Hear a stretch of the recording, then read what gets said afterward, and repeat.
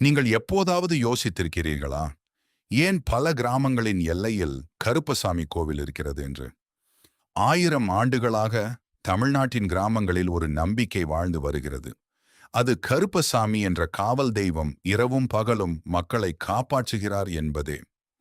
ஒரு காலத்தில் ஒரு கிராமத்தில் திருட்டு, அநீதி, சண்டை என மக்கள் நிம்மதியாக வாழ முடியாமல் இருந்தனர். அந்த கிராம மக்கள் அனைவரும் ஒன்றாக கூடி, எங்களை காப்பாற்ற ஒரு சக்தி வேண்டும் என்று இறைவனை வேண்டினார்கள். அந்த நேரத்தில் கருப்பு நிற ஆடையுடன், கையில் அரிவாள் ஏந்தி, கம்பீரமான தோற்றத்துடன் ஒரு வீரர் தோன்றினார். அவர்தான் கருப்பசாமி.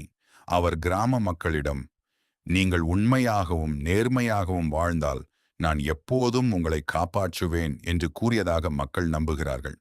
அதன் பிறகு கிராமத்தில் இருந்த அநீதி குறையத் தொடங்கியது. திருடர்கள் பயந்து ஓடினர். மக்களிடையே ஒற்றுமை அதிகரித்தது. அதனால் மக்கள் கருப்பசாமியை தங்கள் காவல் தெய்வமாக ஏற்றுக்கொண்டனர்.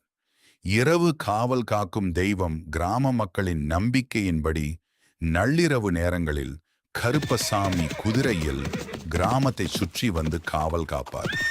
தீய சக்திகள் கிராமத்திற்குள் நுழையாமல் பாதுகாப்பார்.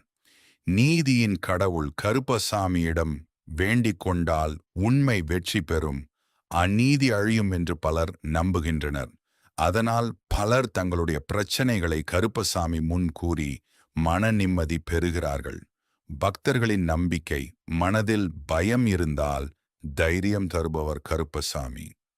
கஷ்டத்தில் இருக்கும் மக்களுக்கு நம்பிக்கை தருபவர் கருப்பசாமி. உண்மையாக வாழ்பவர்களை பாதுகாப்பவர் கருப்பசாமி.